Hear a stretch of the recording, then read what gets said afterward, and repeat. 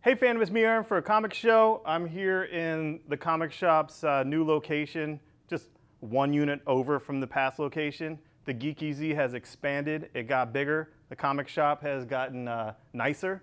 We have a nice marble floor that you can't see in this video, an amazing bathroom, and we still have tons of comics.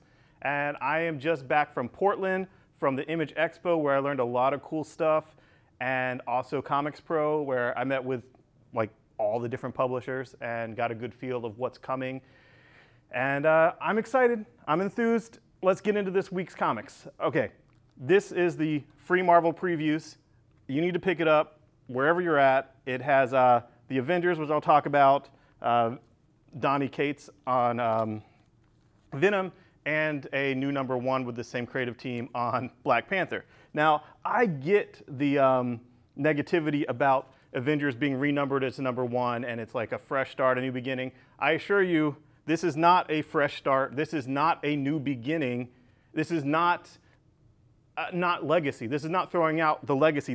Couldn't be more legacy if it tried. Like, this should have been the issue right after here. This is the Marvel legacy that Jason Aaron wrote that has the Avengers BC and all those plot threads that continue right here to Avengers 1 with Jason Aaron. So yes, it is still legacy. It's still what you wanted. It is what you wanted after reading this, I assure you. Art looks great. Should have been a positive, but what happened was Marvel just doesn't get, I don't think they get the modern internet. They don't get that people are, there's a lot of clickbait websites. There's a lot of stuff like, oh, they're rebooting. It's not a reboot. Oh, they're throwing out legacy. Not really. But in the marketing framework, which is like a lot of what marketing is framing, they done effed up because they're this close to issue 700 of Avengers and they do a new #1. Like, what the hell? You can't be selling people for months on legacy matters, renumbering, everything is important about the past, and then say, fresh start, new beginning. And I get it. They have a new editor-in-chief, they have a new publisher, they want their own stamp on things, but it's kind of mixed messages to say, hey, legacy, legacy, legacy, and then fresh start, new beginning. Having said that, I am sure this is going to be amazing. I have all the faith in the world in Jason Aaron, and I'm excited about the Avengers BC. Moving on, Damnation continues in Doctor Strange by Donny Cates. You got, hopefully, you got Damnation #1 last week, which is also by Donny Cates and Nick Spencer, whom, you know, hasn't been announced, but I'm almost sure he's going to be on Amazing Spider-Man after dude leaves for Iron Man. Yeah, Dan Slott's going to Iron Man. Now, this is just, I don't know if this is confirmed or not. I don't even know, but I know it's true. So, you know, I can't prove it, but I know it's true. Maybe it's been announced, maybe it's not been announced. I don't spend my life on the internet. I spend my life reading comic books. Okay, so this is totally badass. It's Mephisto in Vegas with some crazy infernal casino and misery and Doctor Strange getting his ass kicked. What more could you want? I really liked it. I think you'd like it too if you gave it a shot. Donny Cates is killing it on Doctor Strange and on Thanos. Also, Lockjaw #1 is out this week. This book was fun. You don't have to be a fan of the Inhumans. There was very little Inhumans in here. It's all Lockjaw. The camera follows Lockjaw the whole time. You see a few here and there, but mainly it's about D-Man and Lockjaw, Demolition Man and Lockjaw. I know that's weird, but trust me, it was fun. And they end up teleporting different places. And I'm not going to spoil where they teleport at the end, but it looks awesome. And it looks like we're going to get to see something that I never thought before, but now I really want it. Lockjaw versus another character that is an animal character. I never thought that I'd, you know, oh, I want to see them fight, but now I do. So let's go. And finally for Marvel, Peter Parker, the Spectacular Spider-Man, #300, Legacy 300, woo! I hope this doesn't get relaunched with a new #1, but this is the culmination of everything Zdarsky's been doing in this book, has tons of guest stars, and it's a crescendo. It's awesome. I'm not going to spoil it. I enjoyed it. I think Zdarsky nailed it, and great art, great everything. Backup story by Zdarsky was great too with Black Cat. Really loved it. Moving on to DC, The Terrifics is the New Age of Hero book that I am absolutely telling you to get. I'm absolutely promoting this, and it is the most metal of all these metal from the pages of metal. Like, you know, it says metal on the cover.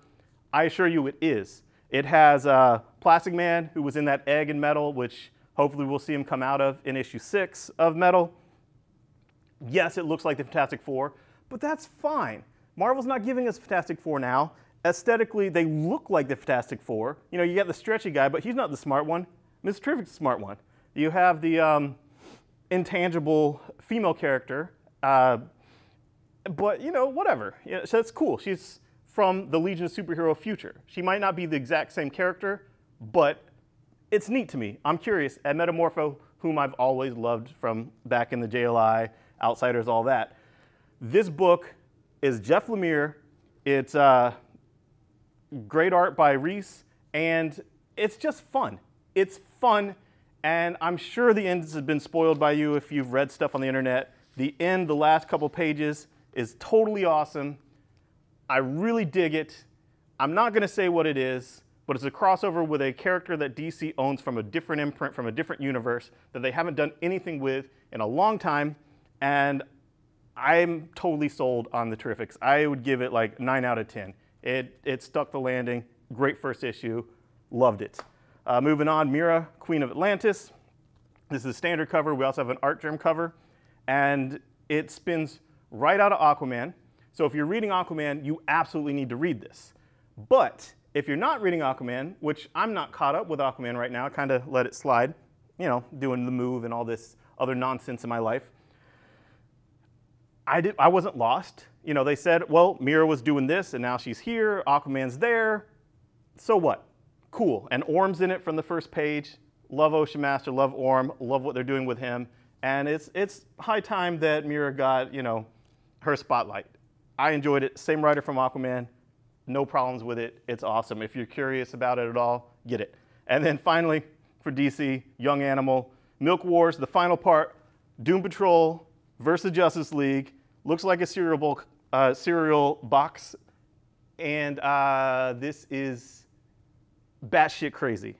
It is just so out there, so weird, so off the wall, and I'm in love with it. I know it is not for everyone, but this is what the DC Universe was lacking. This is what I really wanted. This is what I was petitioning for, and Young Animal with this finally comes to the fruition of what I really wanted. And everything's come together. There's the new character in here, Eternity Girl. They're set up for the new, you know, Wave 2 series of Young Animal. But the big deal for me is what it does with the Doom Patrol. Another character is back that I've wanted, that probably any Doom Patrol fans wanted, and Flex Metallo gets a new power. It's not just muscle mystery. It's some kind of muscle flexing power that is reality warping, but this was awesome. I really enjoyed it. If you're weird like me, you should check out Doom Patrol and Young Animal. Moving on to creator-owned books. Saga, always mention when it comes out, never spoil anything. Cover's crazy, issue was crazy. Saga rocks. Moving on. Days of Hate, issue 2, Les Cott, who's a friend of the store. We had a signing with him before. This is a story about a dystopian, one foot in the future United States that some white supremacists have taken over parts of it. And different agents have to put them in check. And that's what it is. It's very dark. Chapter 2 is alternative facts. And if you want something relevant and something political, get it. If you don't want politics in comics, avoid it like the plague. Also, dystopian, one step in the future, finally out. Issue 2 of Calexit. I still have first prints of issue 1 because I ordered them direct from the publisher. The writer I talked to at Comicspro, he says issue 3 is already done and ready to go. It will be out next month. There was a huge break between 1 and 2. But this book essentially is a president that's disliked by a lot of the public, you know, basically Trump, wins a second term. California secedes from the nation.